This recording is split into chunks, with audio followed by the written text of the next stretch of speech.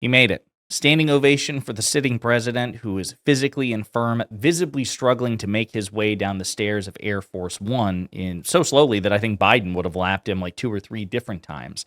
The evidence that Donald Trump is physically and mentally unfit to be president continues to mount. We had shock footage that was released yesterday. We're going to remind you of what that showed. We have Trump's recent admission that he had an MRI scan and a cognitive test to determine whether or not he had Alzheimer's or dementia. The visible bruising on his hands, the swollen ankles, and the polling, which shows that more Americans believe that Donald Trump is too old to be president than not, and believe that his age is negatively impacting his ability to do the job. Okay, now, in a moment, we're going to play some footage of Trump's engagement with reporters on Air Force One, in which he answered a variety of questions on a variety of topics, which were pretty alarming. But again, I want to remind you of the footage that was released yesterday of Donald Trump visibly confused, having to be led around by the Japanese prime minister.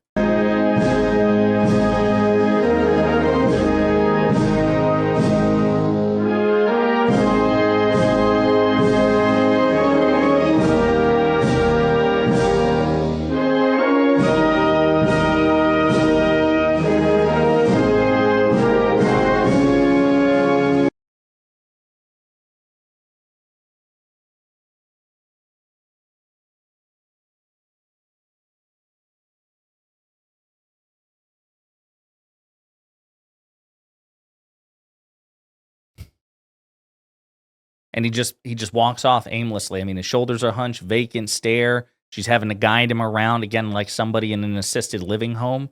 Not good, folks. Not good. The evidence is mounting. But speaking of Trump on Air Force One, Trump did engage with reporters on Air Force One as part of his one of the legs of his trip to Asia. And again, a variety of topics were discussed, and many of Trump's answers were particularly ominous or dishonest or stupid or a combination thereof. So let's dive in. Sir, what did you say last night when you said you were prepared to send more than the National Guard into American cities? Sure, I would do that if it was necessary. You know, if it was necessary to do that, but it hasn't been necessary. We're doing a great job without that. Yeah, it was necessary. As you know, I'm allowed to do that. Do you need other branches of the military you would send in, or who are you with?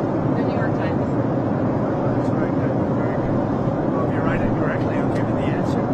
But, you know, I want to enact a certain act. I'm allowed to do it routinely, and about 50% of presidents have used that, as you know, and I'd be allowed to do whatever I want. But we haven't chosen to do that because we're doing very well without it.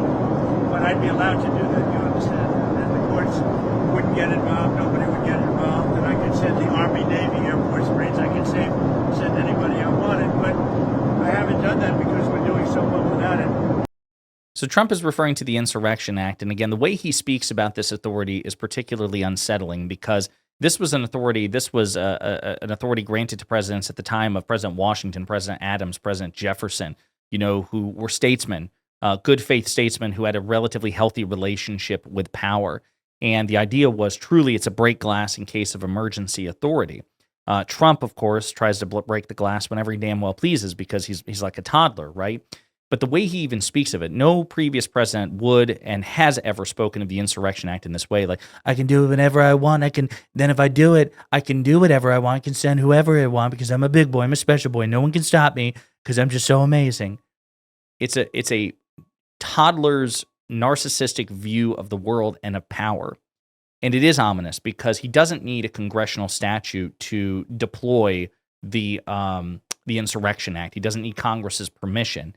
Now, I would hope that the courts recognize that it's justiciable in the sense that you can't have an executive authority so sweeping like that, the Insurrection Act, where you can do whatever you want, and the courts and Congress have no check on it. But that's how Trump conceives of the situation, and I fear that if he does invoke the Insurrection Act, which of course he has 3 more years to do it, and so many people in his administration, like Stephen Miller, are clamoring for him to do it, we would be in a true constitutional crisis, the likes of which we have certainly not seen since January 6th or the Civil War. But let's continue. Sir, what's your reaction to North Korea test launching missiles today? What did you say? North Korea test launched missiles this morning. What's your reaction to that? The missiles, the North Korean missiles. Oh, I don't know. They've been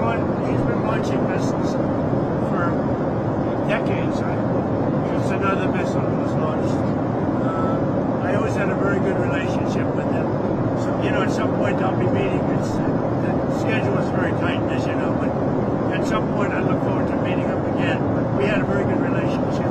I mean, more than a relationship, we had a really good understanding of each other. We met, we spoke to each other. So he's referring to North Korean dictator Kim Jong-un. And again, it's just, I don't know if Trump recognizes in real time or if he's just so brain-addled he doesn't understand the significance or implication of what he's saying.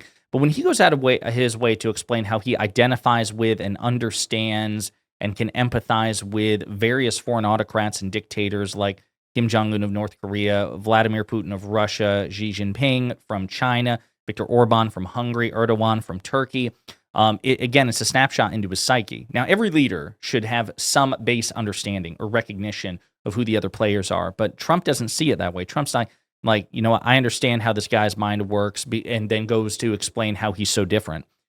He basically articulates that he understands how Kim Jong-un works because he's very like Kim Jong-un, which makes sense. They both have a fondness for dictatorship and military parades.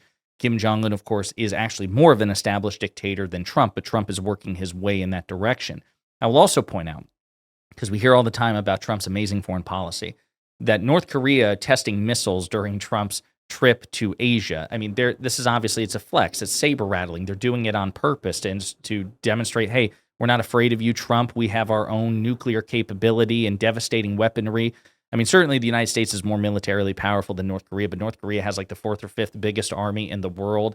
It's all but explicitly confirmed. I mean, we've suspected for years that they've had, a dozen or more nuclear weapons, things of that nature. It's just always the delivery method. Do they have the means to take the nuclear payload from one side of the earth to the other? I don't know where they are at this point, but again, that they're all doing that on Trump's watch, and Trump talks about how basically all that BDE, that big dick energy, and how everyone's afraid of him, and yet they're doing it while he's in the region. And I will also point that his previous efforts at diplomacy with North Korea have failed abjectly. They only served to legitimize Kim Jong-un, and Kim Jong-un continued to test missiles even when Trump was president the first time. So Trump got exactly nothing and gave Young everything. Kim Jong-un got everything out of it, and Trump got nothing. So again, it just seems to be a repeat. Here's another clip. Sir, Speaker Johnson says that he there's no time to amend the Constitution to allow you to serve a third term. Is that an accurate representation of the conversation you had? I don't want to even talk about that because, the sad thing is I have my highest numbers that I've ever had. As I said, I ended 8 wars, and we have the greatest economy in history. And by the way, energy prices are way down. Everything's way down. Beef is a little bit high. That's just not true. Energy prices are up. Gas is up. Inflation is up, period. Trump is just, for whatever reason, I guess he has been told, like, hey, listen, if you concede the beef thing, it seems more reasonable. Beef is up, but that's the only thing that he said there that's true. But let's continue since, of course, this is a question about a third term. We're going to get beef down too, but prices are down and the economy's up. The only thing that's not down is the stock prices. And 401ks are through the roof. Everyone's 401ks hitting records. So we have the greatest economy we've ever had. I have my highest poll numbers that I've ever had. And, based on what I read, I guess I'm not allowed to run. So we'll see what happens. Johnson says you're trolling when you talk about a third term. Are you trolling or are you serious? I don't think he said that. I don't think he used that term, but it's a very interesting thing. I have the best numbers for any president in many years, any president. And I would say that if you read it, it's pretty clear. I'm not allowed to run. It's too bad. But we have a lot of great people. So some people I've seen are taking a victory lap about this and say, so see, we don't have to worry about a Trump third term. It's fine. Except if you actually listen to the full clip, the way that we just did here, it's not quite so decisive. So as many people have conceded, the plain text and the plain interpretation of the 22nd Amendment would seemingly preclude, certainly the spirit of the law would preclude Trump from running for a third term. Okay. But as we've seen Republican lawmakers like Tommy Tuberville the other day, Trump's advisors say that they have a workaround. They have ways to reinterpret or to challenge it or to go around the Constitution. That was Tommy Tuberville, Alabama senator. His direct words, go around the Constitution, which you guys are giving the game away here. Like, you guys don't give a fuck about the Constitution, which of course Trump doesn't, because in 2022, he posted that famous tweet about how, because of the alleged fraud of the 2020 election, of course, which there was no widespread fraud. He says because of that fraud, which doesn't exist, the Constitution should be terminated if necessary to kick President Biden out of office and return him to power. That was 2022, 1 year after Biden had been inaugurated. So that's Trump's conception of the Constitution. He'll wipe his ass with it, and the Republican Party writ large is inclined to do so as well.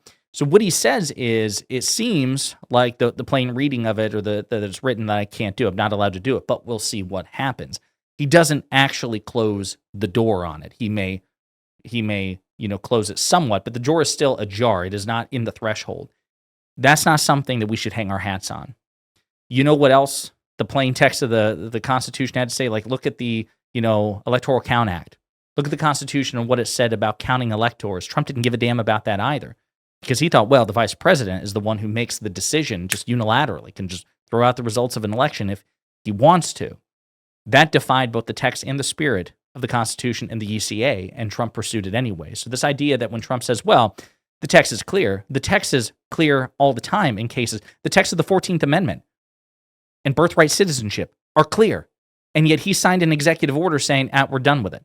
Don't believe a word this man says. He doesn't give a damn about the plain text or the spirit of the Constitution if those things clash with what he wants, and he wants power. So I don't think anybody should be comforted by this at all. In the meantime, let me know what you think in the comments.